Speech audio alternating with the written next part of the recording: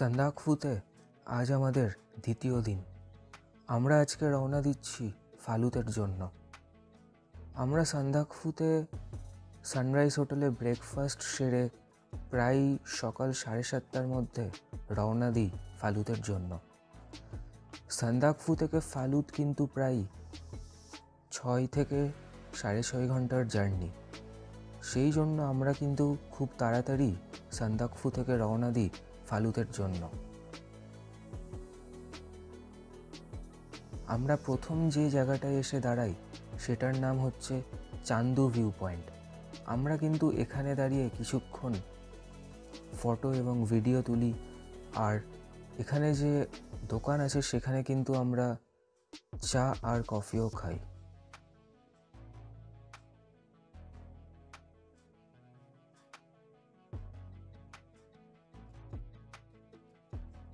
আমি কিন্তু আমার এই ইউটিউব চ্যানেলে সান্দাকফু পার্ট 1-এর ভিডিও দিয়ে দিয়েছি। আশা করি আপনারা সকলেই ভিডিওটি পছন্দ করেছেন। সান্দাকফু থেকে কিন্তু কাঞ্চনজঙ্ঘা, স্লিপিং বুদ্ধা এবং মাউন্ট এভারেস্ট 3টে পাহাড়ই কিন্তু আমরা খুব সুন্দরভাবে দেখতে পেয়েছিলাম। আশা করি ফালুত থেকেও কিন্তু আমরা একই দৃশ্যের সাক্ষী থাকব।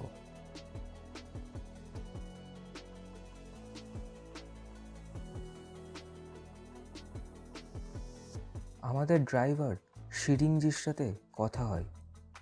তিনি কিন্তু বলছিলেন সান্দাকফু থেকে ফালুতে কিন্তু আরও বেশি ঠান্ডা থাকবে।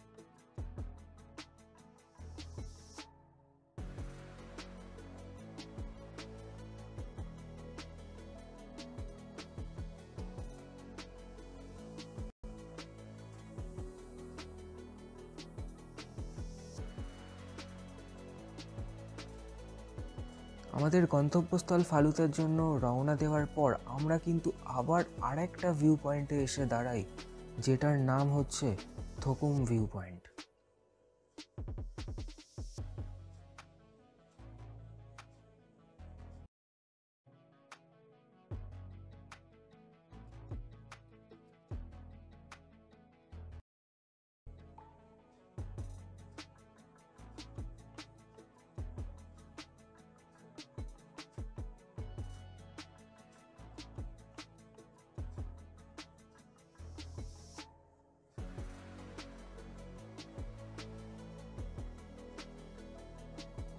থোকুম ভিউ পয়েন্ট থেকেও কিন্তু পাহাড়ের ভিউ অপূর্ব ছিল।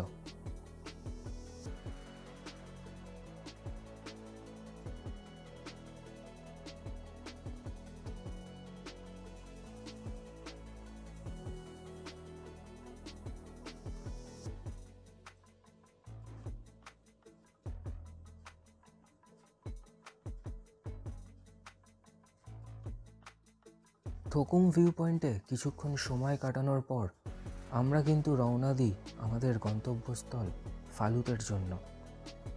এবং এত বড় একটা জার্নির পর আমরা কিন্তু ফালুত পৌঁছে গেছি। সান্দাকফু থেকে কিন্তু ফালুত আসতে আমাদের প্রায় 6.5 ঘন্টা লেগেছে। আমরা কিন্তু সান্দাকফু থেকে সেই ভোর 7:30টায় বেরিয়েছি হোটেল সানরাইজ থেকে, আর ফালুতে আমরা যখন পৌঁছাই তখন কিন্তু বাজে ঘড়ির কাঁটায় বেলা 2:30। এইটা হচ্ছে আমাদের জিটিএ ট্রেকার্স হাট ফালুতে। আমরা কিন্তু ফালুতে ব্যাক সাইডে যে জিটিএ ট্রেকার্স হাটটা আছে ওই রুমটা পেয়েছিলাম, কারণ সামনের দিকে যে জিটিএ ট্রেকার্স হাটের রুমগুলো ছিল, যেগুলো আপনারা এখন দেখতে পাচ্ছেন, সেইগুলো কিন্তু অলরেডি বুক হয়ে গেছিলো।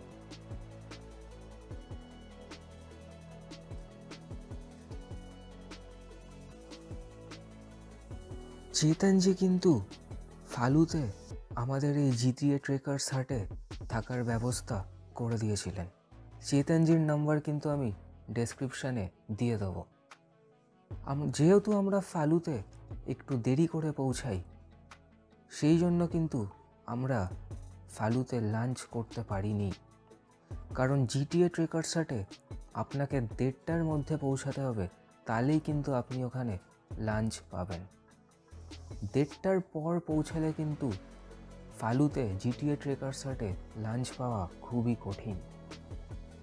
আমরা আমাদের সাথে ম্যাগি কাপ নুডলস নিয়ে গেছিলাম এবং জিটিএ ট্রেকার্স হাটের কিচেন থেকে আমরা ওদের কাছ থেকে একটু গরম জল নিয়ে কিন্তু এই নুডলসগুলো বানিয়ে আমাদের লাঞ্চ সারি। আমাদের রুমের ঠিক সামনেই এই টাওয়ারটাই, তারপর উঠে কিন্তু আমরা ফালুতের এই অপূর্ব সিনারির আনন্দ নিই। ফালুতে জিটিএ ট্রেকার্স হাটের বুকিং কিন্তু আমাদের চেতনজি করে দিয়েছিলেন। চেতনজির নাম্বার কিন্তু আমি ডেসক্রিপশন বক্সে দিয়ে দেবো, আপনারা কিন্তু ওইটি অবশ্যই চেক করবেন। ফালুতে আমাদের পার ডে পার হেড খরচা পড়ে 1100 টাকা করে, আর এই 1100 টাকার মধ্যেই কিন্তু ডিনারও ইনক্লুডেড ছিল।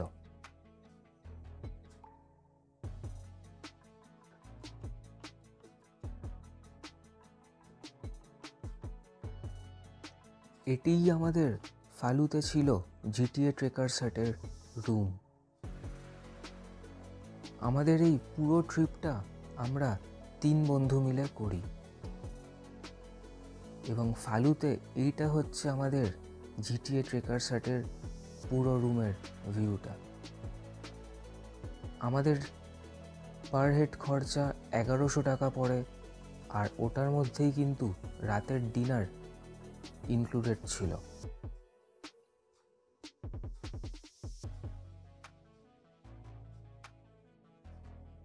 এটাই কিন্তু ফালুতে আসল জিটিএ ট্রেকার্স হাট। আমরা কিন্তু ওই সামনের রুমগুলো পাইনি, কারণ এখানে পুরো বুকিং ছিল। আমাদের কিন্তু ওই ব্যাক সাইডে যে জিটিএ ট্রেকার্স হাটের রুমটা আছে ওইখানে থাকতে হয়েছিল। ঘড়ির কাঁটায় এখন প্রায় বাজে বিকেল 4:30। ফালুতের যে হিল ভিউ পয়েন্ট আছে, আমরা কিন্তু এবার ওইখানে একটু যাচ্ছি কিছু সিনারি দেখার জন্য।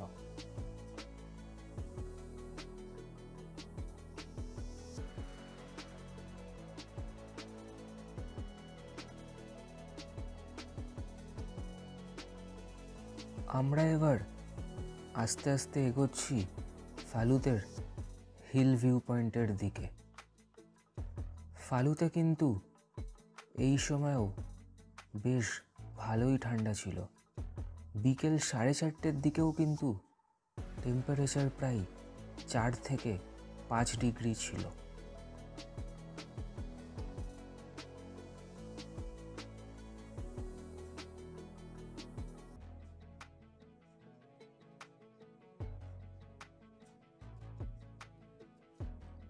এবং এইটিই কিন্তু সেই পাহাড়ের রাস্তা যেখান দিয়ে কিন্তু আমরা সান্দাকফু থেকে ফালুতের দিকে আসি।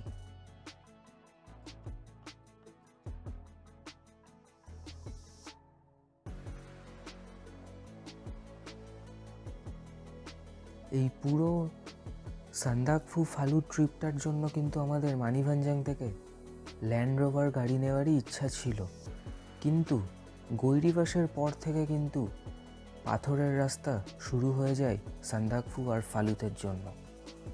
সেই কথা ভেবেই কিন্তু আমরা মানিভাঞ্জাং থেকে বলেরো গাড়ি নিই, এবং বলেরো গাড়ি নেওয়ার জন্যই কিন্তু আমাদের জার্নিটা আরও বেশি কমফর্টেবল হয়ে যায়। অর্থাৎ আমি আপনাদেরকে এইটাই বলবো যে যদি আপনাদের কারোর শারীরিক সমস্যা থাকে তাহলে কিন্তু বলেরো গাড়ি নেওয়াই বেশি ভালো হবে, কারণ ল্যান্ড রোভার গাড়ি নিয়ে কিন্তু বোল্ডারের রাস্তায় কোনো কোনো জায়গায় সমস্যা একটু বেশি হবে।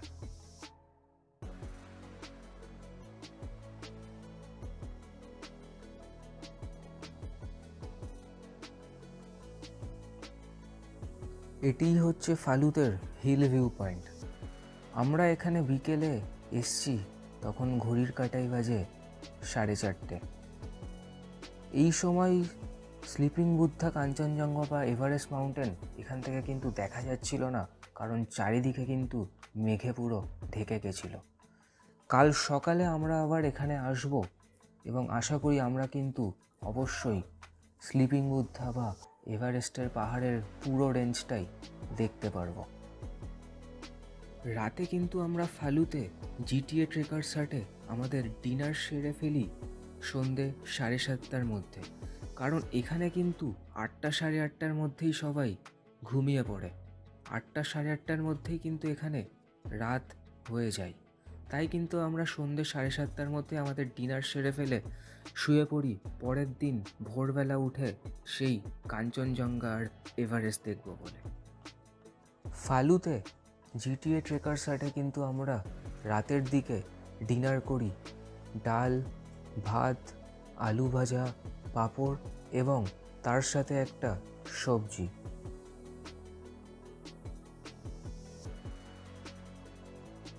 ফালুতে কিন্তু আমাদের ডিনারের কোনো এক্সট্রা আর খরচা পড়েনি, কারণ ফালুতে আমাদের পার ডে পার হেড খরচা ছিল 1100 টাকা। আর ওই 1100 টাকার মধ্যেই কিন্তু ডিনারের খরচাও ধরা ছিল। তাই আমাদের রাতের ডিনারের জন্য আর এক্সট্রা কোনো খরচা করতে হয়নি।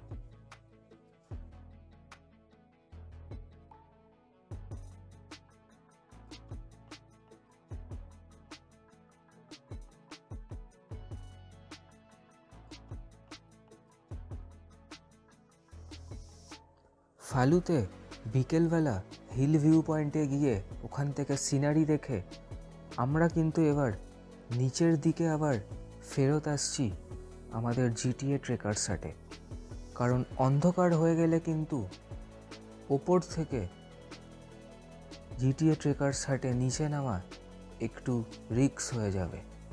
তাই কিন্তু আমরা আলো থাকতে থাকতেই হিল ভিউ পয়েন্ট থেকে জিটিএ ট্রেকার্স হাটের দিকে এগোচ্ছি। এবং জিটিএ ট্রেকার্স হাটে ফিরে আমরা কিন্তু রাতের বেলা আমাদের ডিনার সেরে তাড়াতাড়ি শুয়ে পড়ি।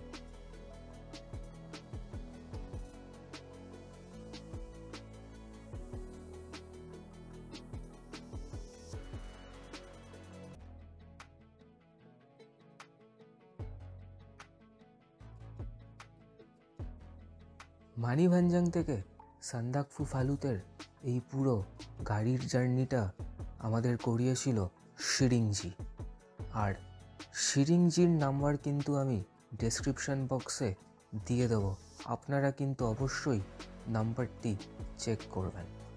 আর সান্দাকফুতে যদি আপনারা হোটেল বুক করতে চান আর ফালুতেও যদি আপনারা জিটিএ ট্রেকার্স হাট বুক করতে চান, তাহলে কিন্তু আপনাদেরকে কন্ট্যাক্ট করতে হবে চেতনজির সাথে। আর চেতনজির নাম্বারও কিন্তু আমি ডেসক্রিপশন বক্সে দিয়ে দেবো।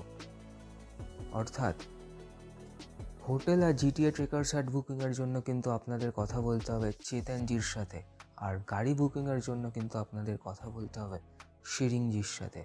দুজনের নাম্বারই কিন্তু আমি ডেসক্রিপশন বক্সে দিয়ে দেবো।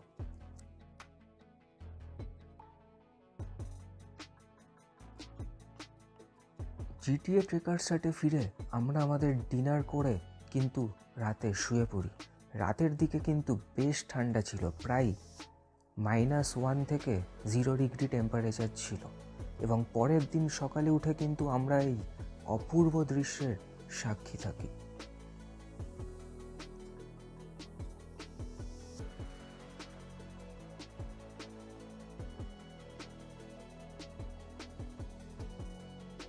এটাই কিন্তু জিটিএ ট্রেকার্স হাটের ওই সামনের দিকের রুমগুলো। আমরা সকালে জিটিএ ট্রেকার্স হাটে এসে এইখানে ব্রেকফাস্ট করি, চা আর বিস্কিট। আর এইটা হচ্ছে জিটিএ ট্রেকার্স হাটের সামনের দিকের রুমগুলো।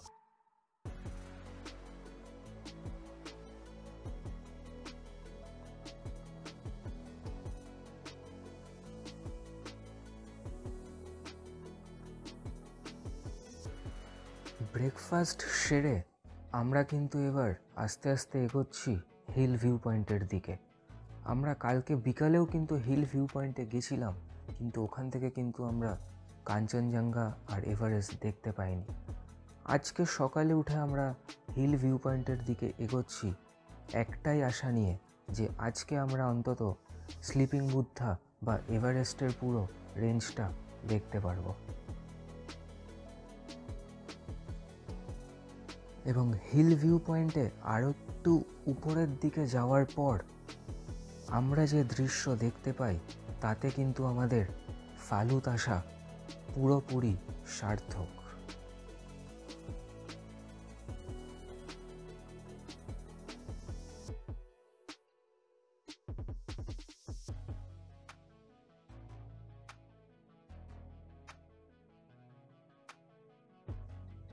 এই জন্যই কিন্তু আমরা সকলে মিলে ফালুতে এসেছিলাম। আমাদের কিন্তু ফালুত আসা সার্থক। সান্দাকফু থেকেও কিন্তু আমরা স্লিপিং বুদ্ধার রেঞ্জটাকে দেখতে পেয়েছিলাম, কিন্তু ফালুতে আমরা যে স্লিপিং বুদ্ধার রেঞ্জটা দেখি সেটাকে কিন্তু আরও বেশি অপূর্ব লাগছিল। আর কাঞ্চনজঙ্ঘার পাহাড়টাও কিন্তু আমরা ফালুত থেকে অনেক ভালো করে এবং কাছ থেকে দেখতে পাই।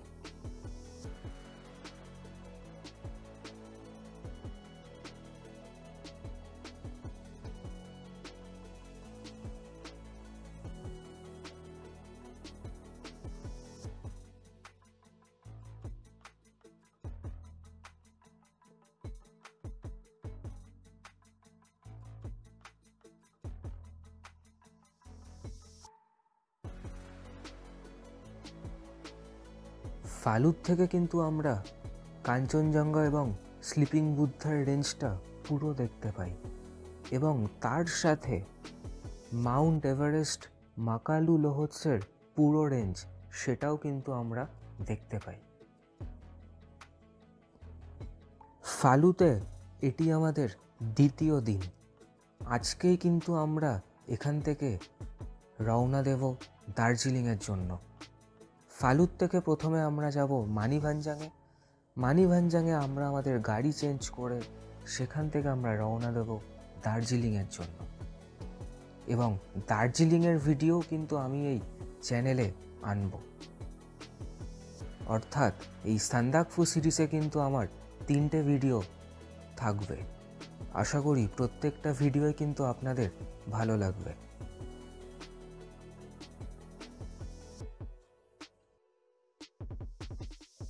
আমাদের প্রথম পার্টের ভিডিওটা ছিল সান্দাকফু নিয়ে, যেটা হচ্ছে পার্ট 1। এই ভিডিওটা হচ্ছে ফালুত নিয়ে, এই ভিডিওটা হচ্ছে পার্ট 2। আর দার্জিলিংয়েটাও কিন্তু আমি ভিডিও চ্যানেলে আনবো, ওইটা হচ্ছে পার্ট 3। এবং প্রত্যেকটা ভিডিওর লিঙ্কই কিন্তু আমি ডেসক্রিপশানে দিয়ে দেবো। আপনারা কিন্তু ডেসক্রিপশন বক্সটা অবশ্যই চেক করবেন। ফালুত থেকে কিন্তু আমরা মাউন্ট এভারেস্টের এই রেঞ্জটা পুরো দেখতে পাই। আশা করি আপনাদের সকলেরই ফালুতের এই দ্বিতীয় পার্টটা ভালো লেগেছে। আপনাদের সাথে আবার আমার দেখা হবে দার্জিলিংয়ে।